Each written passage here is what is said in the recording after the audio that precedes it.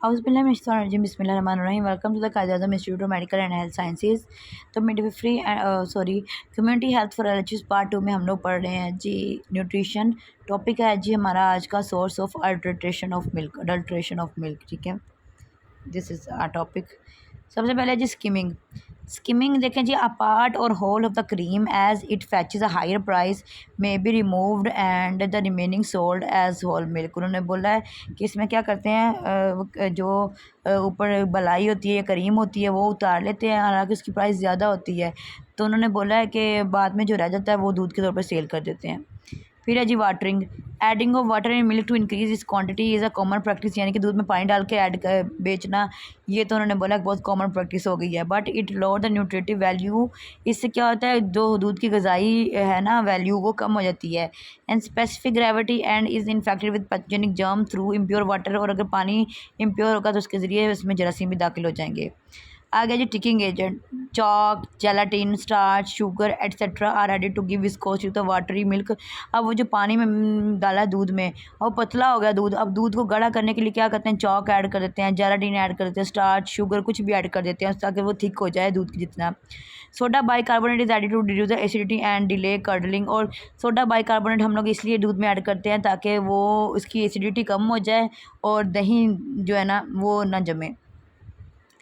Screen is added to disguise the taste of souring. और जो screen है वो इसलिए डालते हैं उसका जो कड़वा सा टेस्ट है उसको सही करने के लिए। This process is known as sophistication, इसको सोफिस्टिकेशन इस प्रोसेस को बोलते हैं। बाय कंटेमिनेटिंग ड्यूरिंग ट्रांजिट, यानी कि कोई भी चीज़ जब हम उसमें डालेंगे तो वो कंटेमिनेशन हो सकती है। बाय कंटेमिनेटेड वाटर से भी जो है ना वो मिल्क जो है वो चेंज हो सकता है। आगे जी method of rendering milk safe, यानी कि मिल्क को किस तरह सेफ रखना है। सबसे पहले जी पास्चराइजेशन। ठीक है, this term is apply to process of heating milk to certain temperature below its boil point, यानी कि बॉइलिंग पॉइंट से कम पॉइंट पे हमने रखे क्या करना है, उसको मिल्क को गर्म करना है। Maintaining at a temperature for a certain period, यानी कि इतना टेम्परेचर मेंटेन करना है एक ख़ास पीरियड के लिए। Sufficient to kill bacteria without destroying the nutritive value and then chilling it rapidly. उन्होंने बोला कि इतना गर्म करना है कि बैक्टीरिया उसमें से मर जाए लेकिन उसकी न्यूट्रिटिव वैल्यूज़ जो है ना वो ना ख़त्म हो। तो उन्होंने बोला है बाद में इसको क्या करते हैं, फ़ौरन ठंडा कर लेते हैं। Temperature is 60 to 65 degree centigrade for 30 minute और 70 to 80 degree centigrade for 15 second. उन्होंने बोला है कि 30 मिनट के लिए हमने 60 to 65 डिग्री सेंटीग्रेड पर हमने उसको गर्म करना है। अगर 70 to 80 डिग्री सेंटीग्रेड का करें तो सिर्फ हमने 15 सेकंड के लिए उसको गर्म करना है, या 15 मिनट होगा, 15 सेकंड तो बहुत कम है। आ गया जी drying method. This is done by passing the milk over steam heated rollers, यानी कि स्टीम हीटेड रोलर में से हम दूध को गुजारते हैं और ड्रम्स में से in a thick film a milk get dry to form a fine powder. Milk क्या होता है वो खुश्क हो जाता है, पाउडर की फॉर्म ले लेता है। It is then forced under the pressure through a narrow opening into steam or for dry air at temperature of 115 degree centigrade, यानी कि उन्होंने बोला है कि उसमें 115 डिग्री सेंटीग्रेड का टेम्परेचर होता है, प्रेशर होता है, टेम्परेचर होता है। ठीक है, आ गया जी बॉयलिंग।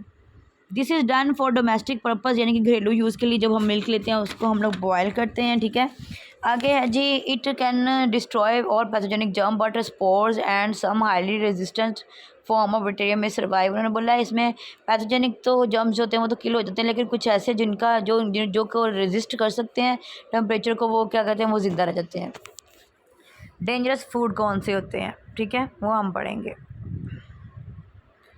तो देखिए जी डेंजरस फूड है जी raw vegetable fruit and salad, यानी कि जो सही से तैयार ना हो, खाम जिसको बोलते हैं। Open sale of cut fruit, example के वाटरमेलन, ये जो उन्होंने काट के वाटरमेलन रखे होते हैं, रेडी वालों ने रखे हुए होते हैं वेंडर्स ने, तो वो इससे भी हो सकता है।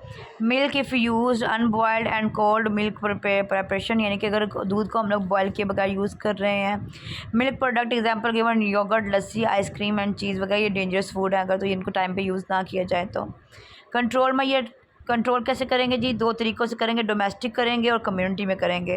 डोमेस्टिक में हम लोग कैसे कंट्रोल करेंगे, बॉइलिंग वाटर, पानी को बॉयल करेंगे, बॉइलिंग मिल्क, दूध को बॉयल करेंगे, वॉशिंग हैंड, हाथ साफ सुथरे रखेंगे, washing of fruit and vegetable, जो हमारे घर सब्ज़ी और फल लाएंगे उनको धोएंगे। Production of food by covering food को कवर करके हम लोग रखेंगे। Control of flies by sanitation and fly proof house, यानी कि मक्खियों को आने से रोकेंगे। सेफ वाटर सप्लाई, साफ़ पानी होना चाहिए।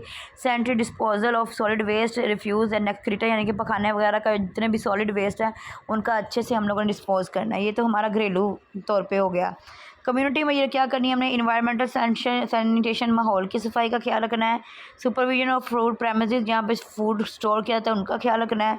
सुपरविजन ऑफ फूड हैंडलर, जो बंदे फूड को हैंडल करते हैं उनकी सुपरविजन करनी है।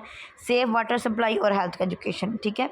इनके ज़रिए हम लोगों ने क्या करना है, ये हमारे डोमेस्टिक मेजर्स हैं और हमारे कम्युनिटी मेजर्स हैं, जिनके ज़रिए हम लोगों ने फूड को सेफ़ रखना है और फूड को सेफ़ रख के अपनी जो हमारी जो हेल्थ है उनको सेफ़ रखना है, ठीक है जी।